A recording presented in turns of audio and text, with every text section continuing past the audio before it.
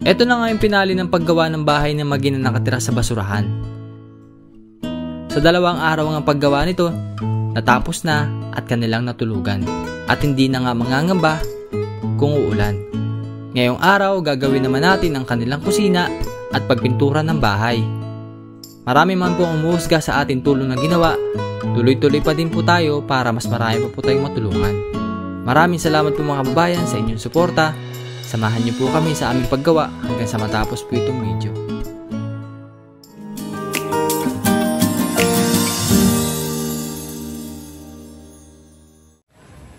So magandang umaga sa inyo lahat. Pinalikan namin yung bahay ni Ate Aisa para patuloy po yung trabaho dito. At yun nga po, hindi pa nagtatapos yung bahay niya. So marami ako nababasa mga comment na kesyo ganyan daw po yung gawa. Mukhang tirahan daw ng ganito. So hindi natin pinapansin na yan kasi hindi pa naman tapos yung bahay ni Ate Aisa. At yun nga po, mahalaga naman ay nailipat natin sa maayos si Ate Aisa. At unlike po dun sa nakaraang bahay niya na sira-sira na. At yun nga po, gagawin natin itong bahay ni Ate Aisa. Pipinturahan na rin po natin ngayon. At gagawan po ng sunggab. Nang sa ganun po ay meron siyang lutuan. Nagpapasalamat din po ako sa mga sumusuporta at nanonood po ng ating videos. Tuloy po nagsishare sa ating mission dito sa Oriental Mindoro. At shoutout po sa ating mga sponsor.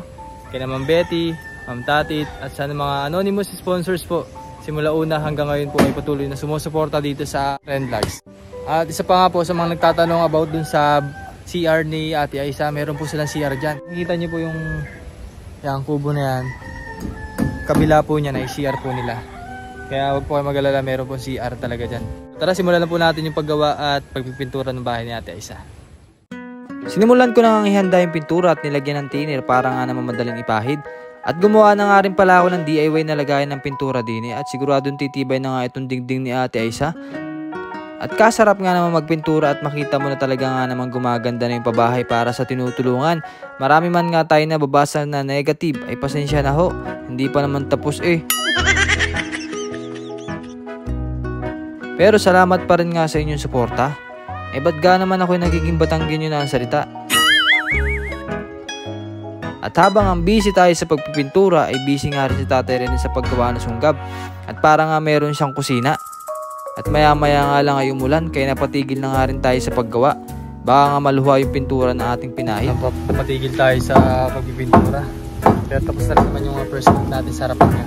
So yun nga po, medyo masama po ang panahon ng umulan dito ngayon. Hindi ako makapagsimula ng pintura. Masama ang panahon. So dito po nakalagay dati yung bahay niya. So yung pinakang ilalim po nito ay basura din po. Kaya hindi na rin pinakalmahan. Kasi kung hukayin yan ay baka po magtagal pa. Sobrang dami pong basura sa ilalim. Kaya nilagyan na lang po ng mga bato-bato.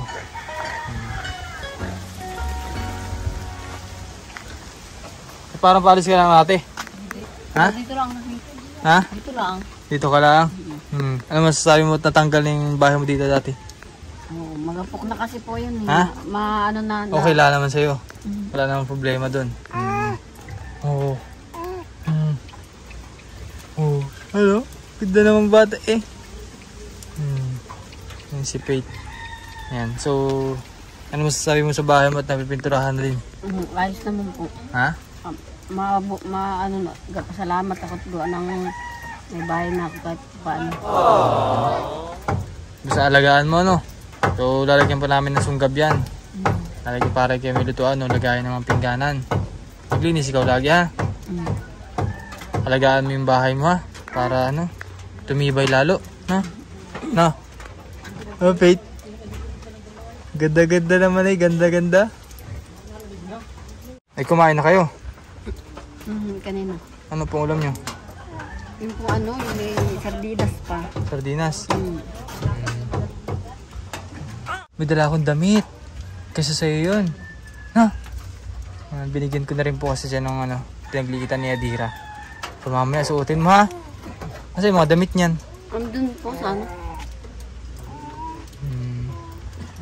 Kasyang kasa sa iyo yun, Faith. Na? Gaganda yan. Na? Ay, cute naman eh, cute. Maya-maya nga lang ay tumila na ang ulan at akin na ulit sinimulan. At unti-unti na nga ulit nababalutan ng color green. Maganda nga talaga ang kulay na ganito at malinis pa nga tingnan.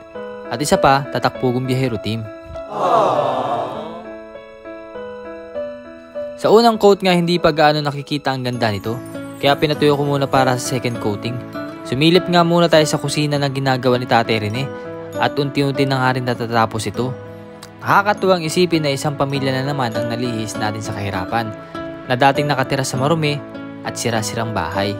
Ngayon nailagay na sa maayos na tahanan. Hindi mo nga talaga masasabi ang buhay kaya magtiwala lang palagi sa Diyos at balang araw ay kanyang ibibigay. Labis nga rin ang aking pasasalamat sa ating sponsor na si Ma'am Betty na lagi na riyan upang sumuporta sa ating misyon. At sa mga subscribers, followers na ngayon ay nanonood, maraming salamat po sa inyo. Merry Christmas po.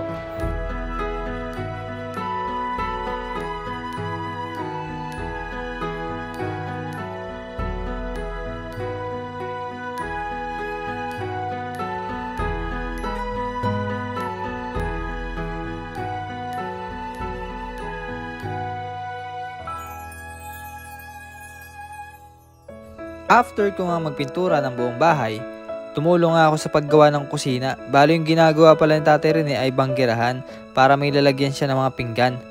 At para nga mabilis ang trabaho, balik pintura nga ulit, sabay magpapako lang kapag kinakailangan. Sa pagsama ko nga kay Tate Rene ay unti-unti na nga ako natututo. Nakakatuwang isipin na isa rin tayo sa gumagawa ng bahay ni Ate Aisa o sa mga tinutulungan natin. Simple man ito sa iba at hindi sapat sa paningin ng iba, ang mahalaga ay komportable na sila at sa ulan na hindi na mababasa pa.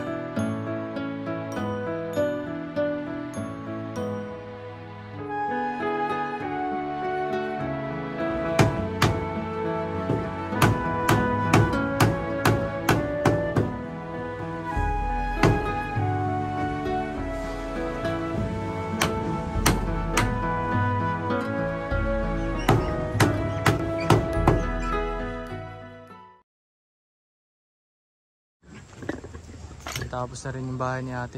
So may nakita kami scrap na yero dito sa gilid ni ate. So, kinuha kami ng yero. Kaya ito na lang muna. Yero din naman to. Matibay na plastic. So nilagay namin. Ayan.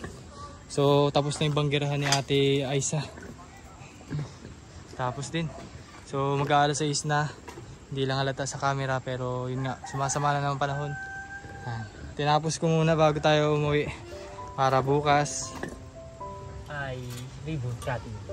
So yung mga babayan at ayun tapos na yung pinakasunggab na ginawa at napinturahan na rin natin yung kanyang bahay. Ayan. Wala, dami ko na pala pintura sa damit. Napinturahan yung ating t-shirt. Hello, Pete. Maganda na ang bahay mo na? Ha? Maganda na ang bahay mo? Overtime ako ate, paano yan? Overtime. Masasabi mo sa bagong bahay mo at napalagyan ng sunggab? Ano po, maayos naman. Salamat naman po. So bali ang gagawin mo dyan, natin lalagay yung mga pingganan mo. Yung binili ko sa'yo nakaraan, dyan mo ilalagay ha. Ito yung pinakanloob niya. Yan. Ito yung pinakanloob ng bahay ni Ate Aisa. Diba? Maganda na ho. Talaga naman pong may paglalagyan na siya ng kusina na rin siya. Oh.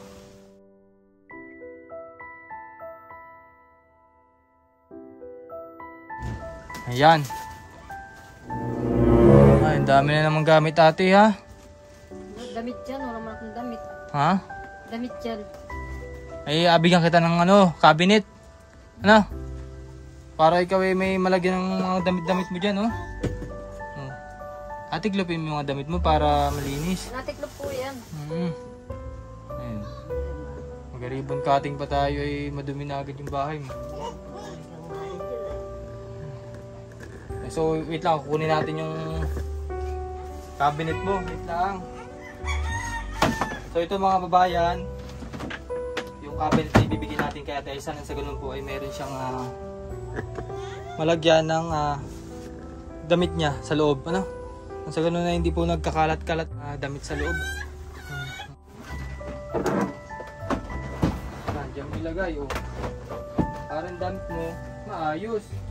Hindi yung parang bundok na naman yung binakang ano mo dyan dulo. Tanggalin ko damit po yan. Ha? Damit. Oo nga, I mean, tiklopin para maayos tingnan. Na? Sige. Pasalamat po ako sa mga tumulong sa akin at sa lahat-lahat po. Maraming po salamat. Pero masaya si Ate Aisa. Ha? Oo. Gano'n kasaya? Ay, masayang-masaya po. Pakita naman yung smile dyan.